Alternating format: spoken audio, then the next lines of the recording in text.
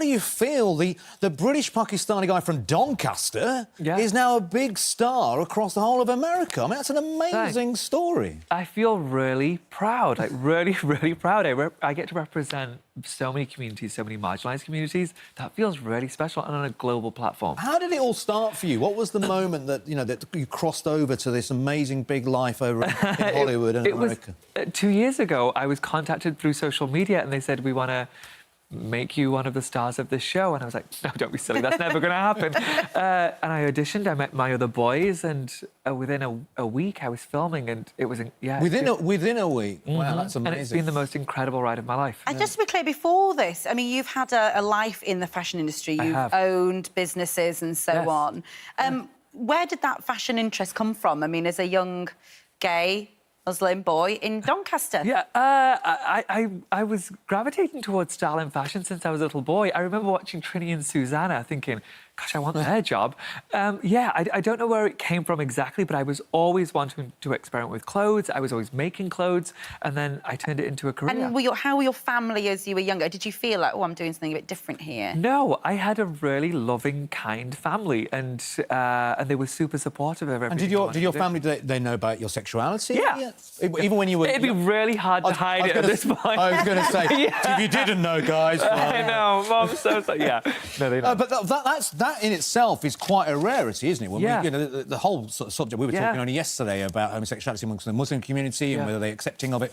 So that's quite a rare thing. So to have that kind of support has obviously been a big influence for you. Yeah, absolutely. I was always the most vocal in my family. I'm the baby of the family, and I was always very headstrong, and I wasn't willing to settle for anything other than what I wanted. And so, thankfully, I have. Were you afraid that you might be shunned, or? I think there's always that fear in our community. There's always that fear.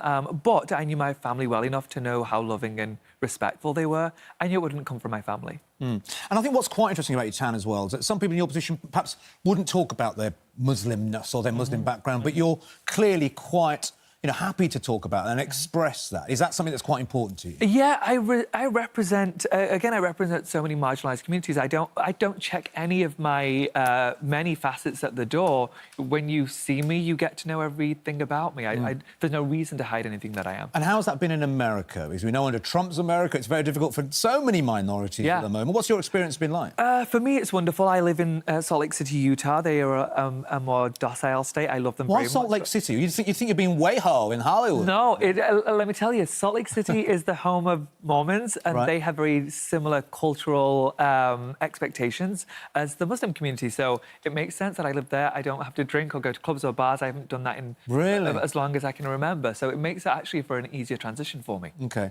But I did hear, though, when you first, I think in one of your first shows when you filmed Queer Eye, you got some strange reactions and responses from some of the people. Didn't one of the contributors ask you outright, which I want to know, is this true? Asked you outright if you were a terrorist? Yes, it was very much true. It's just shocking. Never met somebody that looked like me, and he wondered if... I mean, there you are presenting a TV show. Are you also, on the side, on the weekends, do a bit of terrorism? I know that sounds ludicrous, but for so many people in the middle of the US, they haven't seen people like us. They just assume if I'm brown, if I'm Pakistani, I must therefore be affiliated. What do you think of Adil's style, then? I mean, let's get back to business. You know, OK, I did hear that I would have to critique you. There's nothing I can critique. I'm not even kidding. You look pretty damn sharp. Hey, you see, this is the fashion icon guru. You can come back. What do you make of Piers Morgan's fashion? It's just fine.